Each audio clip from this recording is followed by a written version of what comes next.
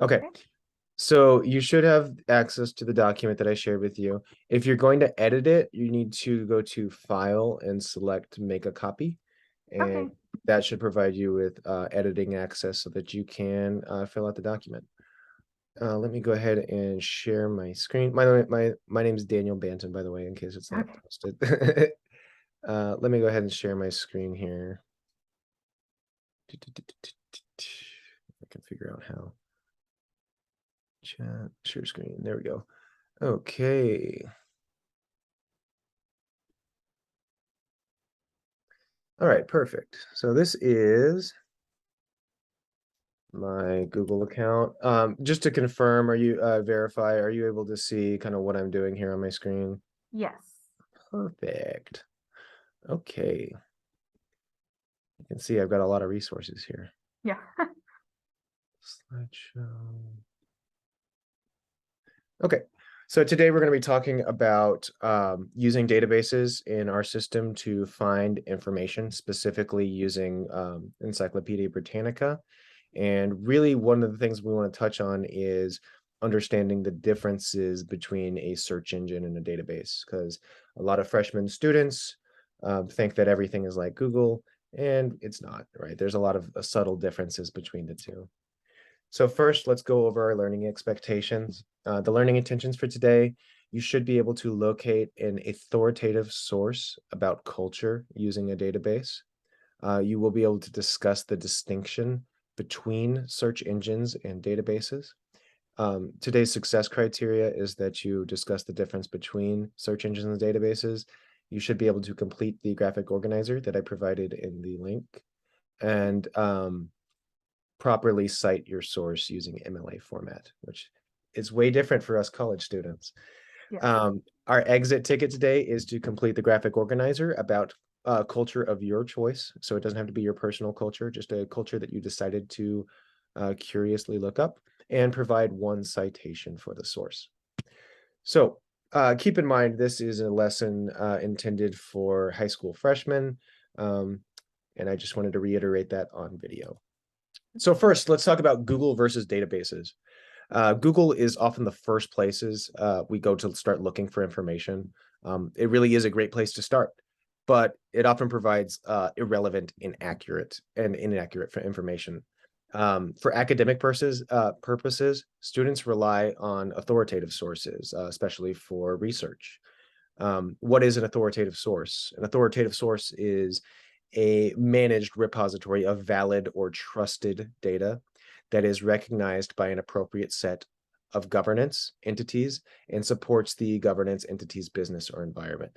So, dumbed down, they're trusted and reliable sources of information, right? Mm. That's what they are at a freshman level. They're just things that we trust. Databases provide access to authoritative sources. The information in databases is curated to fit specific subjects. So it's like a small slice of Google with better ingredients. Mm. So before we get started, I want to kind of talk a little bit about some of the advantages and disadvantages of Google, since you guys have a lot of experience with it. So what are some of the advantages and disadvantages of Google?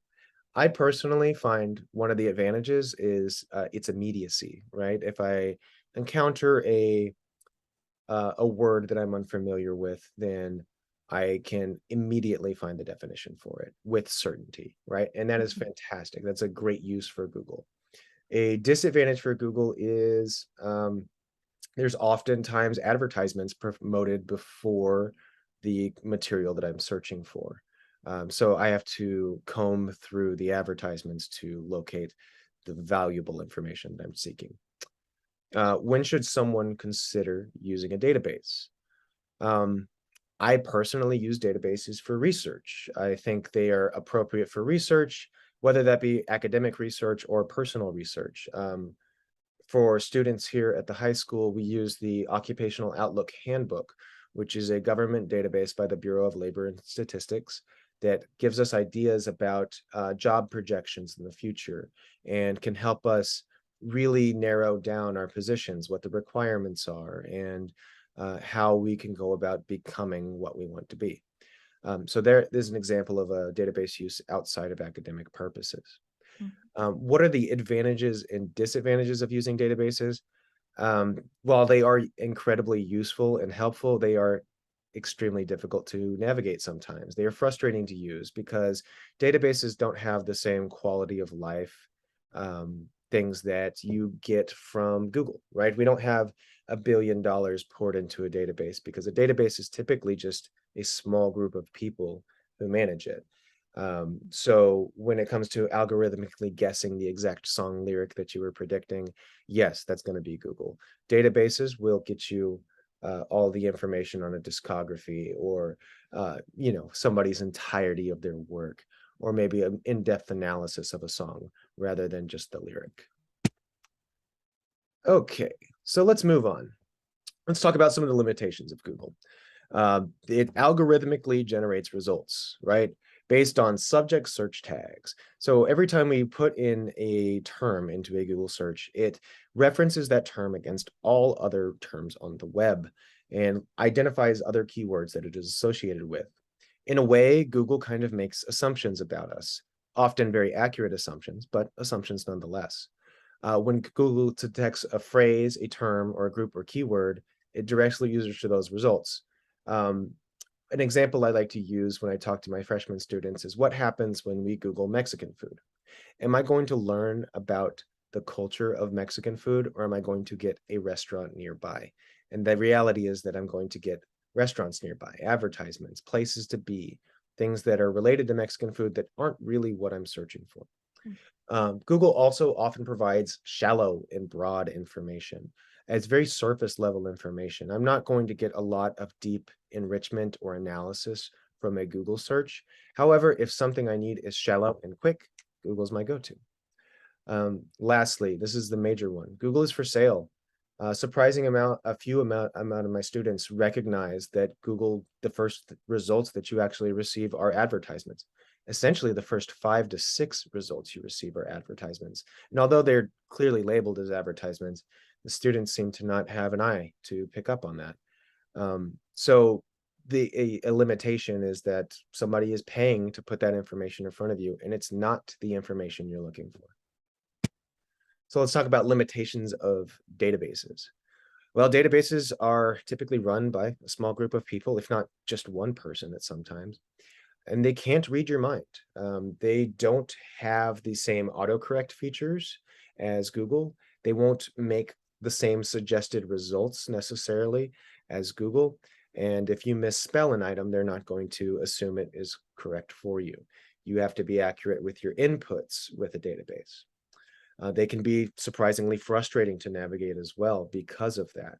Databases are managed by individual people, not teams of highly paid tech professionals. They are less intuitive than name brand search engines. They don't have the same amount of financial support behind them.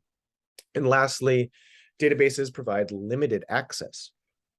They're not for free, right? The databases we provide our students at school, we spend thousands of dollars on subscriptions, not to purchase the information, not to purchase the database, but just to provide access for the students.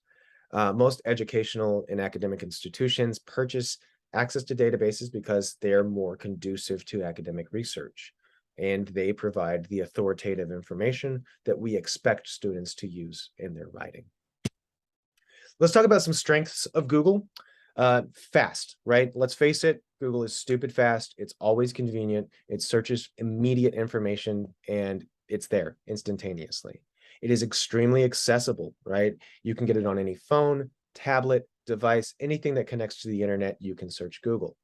And it is intuitive. It is designed so that anyone can use it. There is no special training, education required. You don't have to take a class or sit through a lecture. You just plug and play. Um, and it also helps us when we make errors, right? Sometimes we input errors or common misspellings, misphrasings, misnomers, make mistakes. And when we do, it's nice that Google can detect that and offer a little something to help. The strengths of databases. Now, this one's a little different. Databases are extremely reliable. They have the access to authoritative sources because they are curated. They're not marketed. There's no one paying to put information in a database. Rather, databases are gathering information for paying customers. Students can trust that the information they find in a database is reliable and serviceable for academic purposes. They also have reduced bias. I hesitate to say that they eliminate bias, but they do have reduced bias.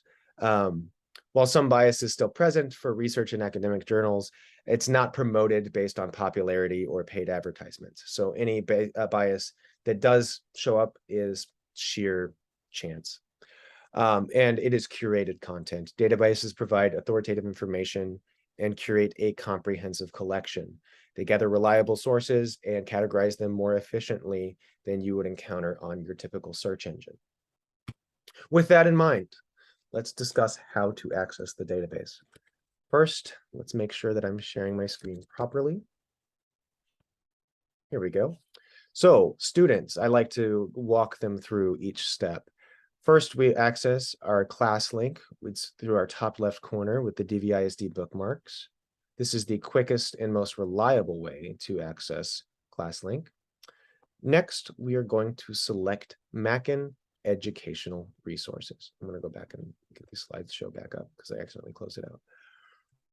Ooh, forgive my yawns. So as you can see, I put these in the slides as a demonstration, but I like to kind of walk the students through them. So once we are here in ClassLink, we're going to select MackinVIA. MackinVIA is an educational resource that contains lots of valuable links, lots of useful reading material. Some of our audiobooks and ebooks are stored there. But today what we're looking at is databases. So I'm going to select databases. And if you have your Chromebooks, you can go ahead and do the same. Now, as we peruse through our databases, we see that we have about 35. That's a lot. That's a lot of information to have access to. Let's stick with something simple today. So I'm going to select Encyclopedia Britannica School Edition by just simply hitting Open Now. There we are. Now, of course, I'm going to select the high school level because we're not babies. There we go. All right, so here we are. Now, our search icon is up here in the top little section of the screen. And today we're going to be talking about, let's just say Mexico, right? Got a lot of Mexican students, and a lot of students are going to be writing their papers about Mexico. So here I can see this little star. I've got the state. I've got Mexico as the country. Now, both of these are going to have a little bit different information. This is going to be more geographic information. But for cultural information, I'm going to click on the first resource. There we are. So now we are presented with our table of contents for Mexico. So the first thing I do when I get to one of these pages is open up the table of contents and see what it has to offer. Here I see it's discussing the land, the people, economy, government, culture, history, presidents, and additional readings. A neat thing about Encyclopedia Britannica is you are able to adjust the reading levels. I understand that this may be too much information for students, right? This, if you're looking at the tiny little scroll bar here on the side, is a lot to process. However, if we want to adjust our rating level to something that we can process and manage a little bit more simply, we can just lower it, right? We can go all the way down to 1, which sorts this into about a 2-page, couple of paragraphs about Mexico. We're going to stick with level 2 today because I think that's a good place to be. So while we're here, let's discuss today's assignment. Today's assignment is to create a cultural analysis chart. This is for our social studies class. So at the top, write your name, the class period that you're entering, which country you are analyzing today. And what I would like for you to do as students is to find 5 cultural elements. Now, a cultural element can be a lot of things. It can be music, it can be dance, it can be fashion, it can be food, it can be romance, it can be just about anything that you could think of that ties into a culture. So I want you to select 5 elements from the database, from our authoritative source, and write the name of the element here. So if I were to write this, I would say my country is Mexico. My element is food. Now, when I go back to my database, I still have a lot of information to sift through. It might be a lot to get through. So let me show you guys something that will change your life as high school students. If you select Control F or Command F if you are on a MacBook, you will bring up the Find feature. The Find feature allows you to navigate all of the text on the screen and look for a specific word. For instance, if I were to look up the word diet, there are 0 appearances of diet on this. However, if I look up the word food, there's quite a bit. I have 5 instances. I can use this to navigate and identify where we're talking about food. So specifically, I'm looking for the food that is eaten in Mexico. Let's see, wild food plants. We've got ancient food, foods and beverages, textiles. There might not be enough information here. Perhaps we should raise the reading level to 3. And let's try that same search again for food. Oh, see, now there are 13 instances. So we know we're getting more detailed information when we're on the 3rd reading level. Let's find something about what we eat. Mexico has a bountiful supply of marine resources, but fish and seafood are not a major part of the national diet. Let's search for the word diet. Small part of the diet. The poor, high on disease, middle class. There we go. Food and drink. The vast majority of Mexicans at all economic levels, cuisine varies greatly by region, but depends heavily on ancient trinity of staples: corn, beans, and sources of protein. So I found the answer to my cultural element. I'm going to go ahead and add that. Food. Traditional. Corn.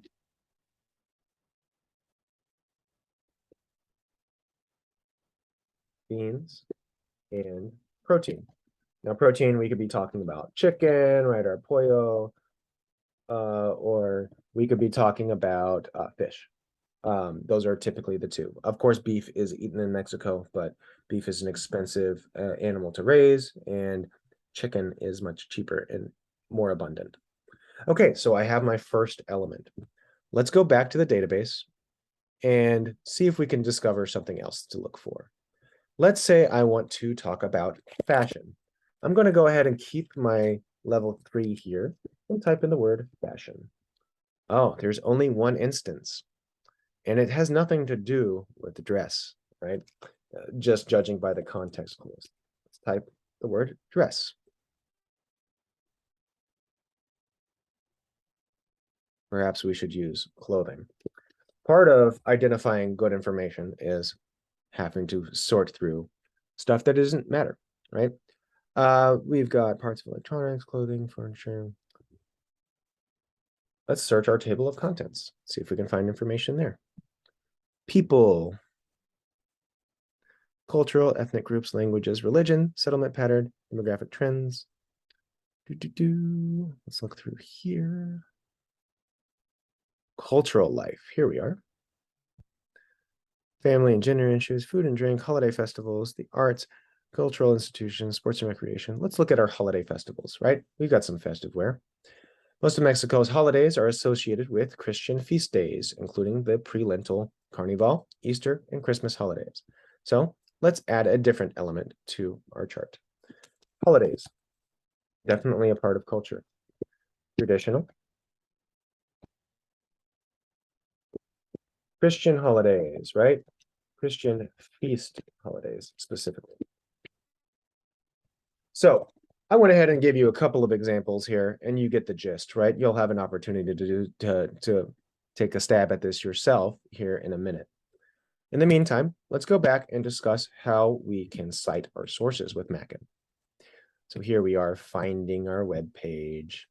Time to discuss a little bit. So once you complete a search for Encyclopedia Britannica, try one on Google. Let's see what happens when we do that. I'm going to go to Google, not Google Docs, just Google. And I'm going to search for Mexico. Okay, so I get a Wikipedia page. I obviously have some geographic information here on the right.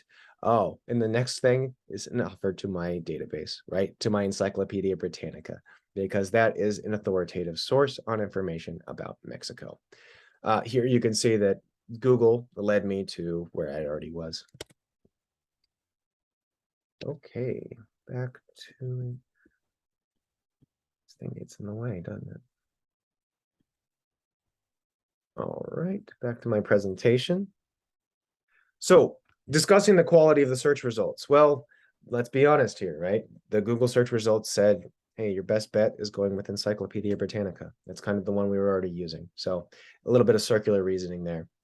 Discuss how each information retrieval system could help you complete your assignment. Well, Google absolutely is going to be best for geographic information. Encyclopedia Britannica, yes, it has maps, but it does not have GPS, and Google absolutely does. So if you want to explore what Mexico currently looks like, walk down the streets, check out the buildings, use Google, right? Absolutely. If you want to learn about the history, religion, culture, then you're going to use a database. On to the next slide. Let's talk about citations really briefly, and I'll show you guys how to make a cite, and then we'll finish our lecture and give you an opportunity to write your own answers. So why do citations matter? Citations provide the reader with a source where you gathered your information, because a reader, let's assume they don't know anything about you, has to trust you. How do they trust you? They need to know that you get your information from somewhere trustworthy. Citations also provide the author of information with credit for creating it. And as somebody who creates a lot of work for school assignments, I would like credit when people use it. Citations prevent plagiarism. That's just a matter of fact, pretty simple. In college, failure to cite a source is a violation of academic integrity and results in automatic failure and more serious academic consequences. I understand here at high school, we are allowed to make mistakes, and this is the time to do it because once you are paying thousands of dollars for a class, you are not going to respond well when you find that your paper has been given a fat 0 and you are now on academic probation. Failure to cite a source on YouTube or Twitch is an example of a real world citation for those of us that aren't taking the academic route, right? I know a lot of you guys want to be Twitch streamers or YouTube streamers, influencers of the sort. Well, let's be real.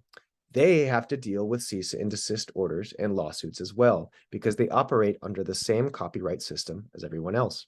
You must understand copyright law and fair use to avoid litigation and censorship of your own content. Using a source without proper citations is essentially stealing credit. So let me show you how to cite a source. Very simply, and I wish it was this simple when I was a kid because I had to manually write out every comma and apostrophe and get everything correct the first time. All you have to do, and I'm a little jealous, so don't mind my tone. All you have to do is click a button. And it's this button that has the little citation right here. And when I click this button, it's going to say, hey, what's your format? Of course, I'm MLA because I'm not at Harvard and I'm not in a psychology association. So here I am writing an MLA. And I can copy and paste this by highlighting and using Command C and Command V for our Macs and Control C and Control V for our Chromebooks. With that in mind, I would like for you guys to copy your citation for your source right here at the bottom of your page. Remember, this is part of your exit ticket and it is a necessary component in the assignment. Lastly, oh gosh, this thing gets in the way. Forgive my ineptitude. Lastly, use these citations to complete the assignment. So with the remainder of the class time today, I invite you to explore a culture of your own, a culture of your choosing. It doesn't have to be your home culture. It can be that of a friend, a family member, or just a simple curiosity. But I would like for you to find your own culture, discover 5 elements from the culture, explain what they are, and elaborate a little bit, and complete it with a citation copied from your authoritative source. Let's get started. So here's my to work phrase. I would leave this up on the screen as the students kind of begin to do their incitement. It has the success Mm. criteria labeled up there so that if they forget kind of where they're at or what they're doing, they can go back and check either their graphic organizer or just monitor the screen. Typically, when I finish a lecture like this, I'll walk around the room, assess if anybody needs any help, if they struggled to access anything, or if they're having any technology issues. Otherwise, I'm going to stop sharing my screen and complete the recording.